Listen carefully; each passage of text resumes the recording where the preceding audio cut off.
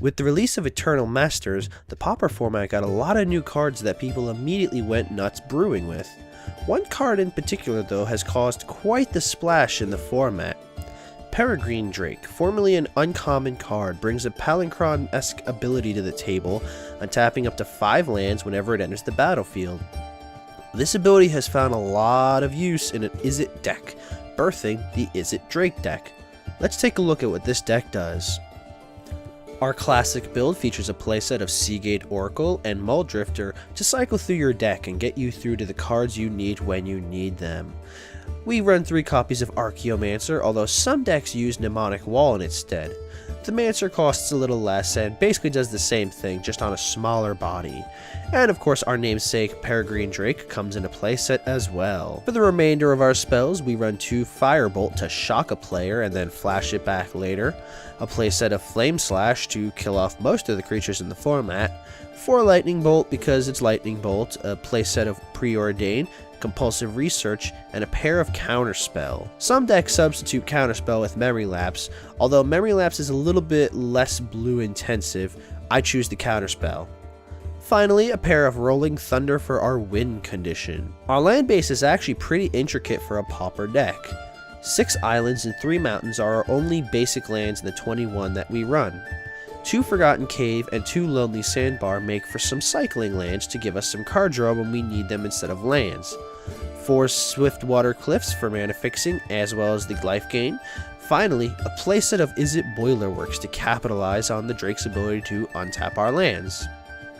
The strategy of this deck revolves around flickering our Drake and the Mancer over and over with Ghostly Flicker. This continuously will untap our lands and retap them to produce infinite mana, all the while repeatedly returning the flicker to our hand as the Mancer re-enters the battlefield. The Drake will untap the 5 lands, and we repeat this process, netting 2 mana each time we do so. This is relatively easy to do given the sheer amount of deck filtering we have, so we can easily go off as early as turn 5. Finally, we can use all that excess mana to Rolling Thunder our opponents for lethal damage. You can also substitute one of the Rolling Thunders for a copy of Gigadrowse to tap down everything your opponent controls, then go in for as big of a swing as you can afford. As for our sideboard, which is the last part we will cover in this video, as with every sideboard, there are cards that you could include and exclude to better fit your sideboard to your meta.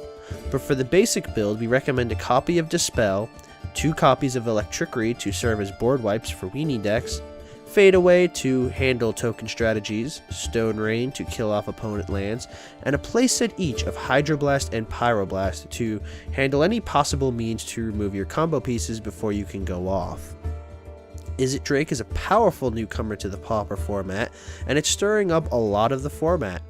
You can have this deck for yourself for only 46 tickets on Magic Online, and if you're awesome enough to want this deck in paper Magic, it's only $37 for you to have this powerful Pauper deck. I hope very much that you enjoyed this Pauper deck tech. If so, and you'd like to see more videos like this, please hit the like button to let me know. Also, leave me a comment with your thoughts. Do you like this deck? Have you played it, faced it? Do you run a different variant? Also, if you're new to the channel, considering becoming a subscriber to the Planeswalker project for more Magic the Gathering videos like this one.